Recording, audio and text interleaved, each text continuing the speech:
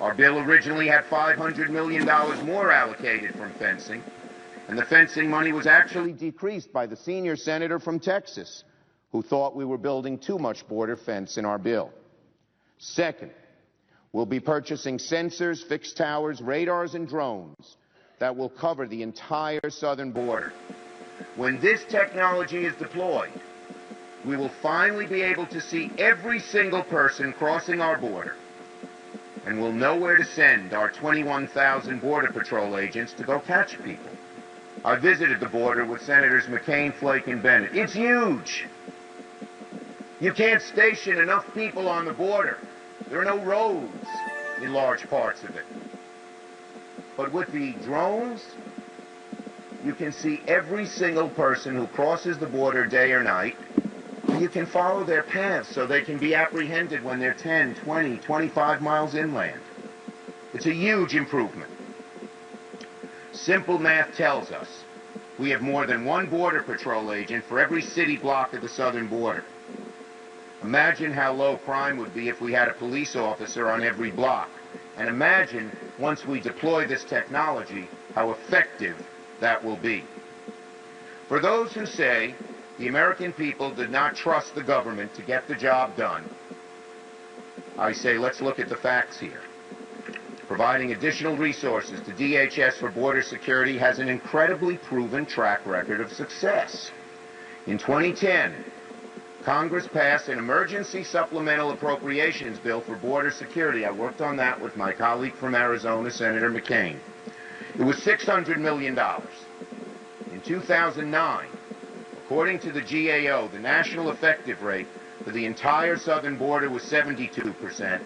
In 2011, a year after this was deployed, it went up to 82%. Again, saying that this will not improve border security at all, saying that there is no security at the border, that is not fair, that is not right. I would urge my colleagues not to say it. Again, you may disagree with how, you may disagree with how much. There's a heck of a lot of border security in this bill. Most of the resources in the supplemental budget went to the Tucson border sector. In 2009, the effectiveness rate at the Tucson border sector was 71%. In 2011, it went up to 87%. Given that a mere $600 million supplemental appropriation was able to increase border security effectiveness from 72 to 82%, it's reasonable to assert that spending over 10 times that money on border security in the form of a $6.5 billion supplemental appropriation for personnel, infrastructure, and technology will allow us to apprehend 9 out of every 10 people who try to cross the southern border illegally. Second, visa overstays will be identified and apprehended when this bill passes. An estimated 40% of the 11 million people in unauthorized status are individuals who entered the United States legally but overstayed their visa. When a foreign national enters the country, he or she is fingerprinted and his or her passport or visa is electronically scanned against our security databases. But amazingly, when this individual exits the country, no such scan occurs, leading to uncertain information about who's overstayed their visas, and 40% of those who are here illegally do not cross the border.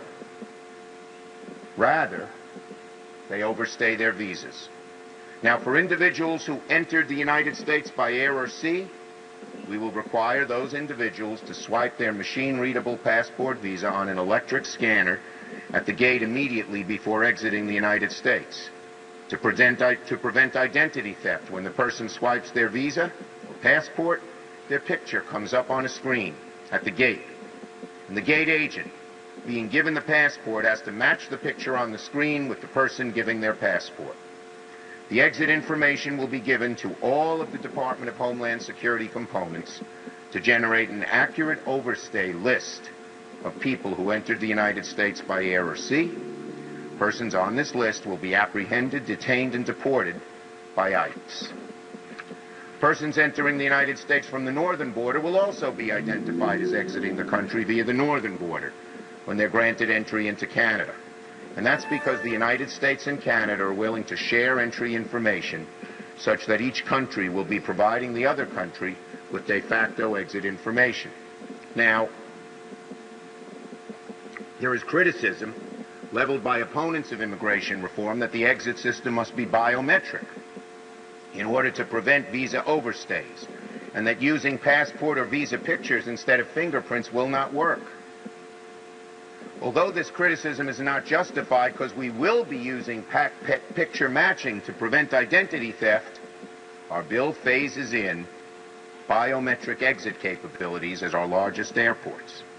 During the first 2 years of enactment, the bill will require taking of biometrics leaving the United States through the 10 largest international airports. It'll go to 20 within 20 more in 6 years. If it works better than the photo match system, we'll phase in the print system nationwide. But the photo system, we believe, is just as effective and much, much cheaper. Why do we need to spend billions more to achieve the same result? In any case, the key to our bill is that we'll ensure soon after passage, even as this biometric exit system is being deployed, we'll be able to detect, detain, and deport individuals who enter the U.S. legally from Canada by airport, by seaport, and then overstay their visa.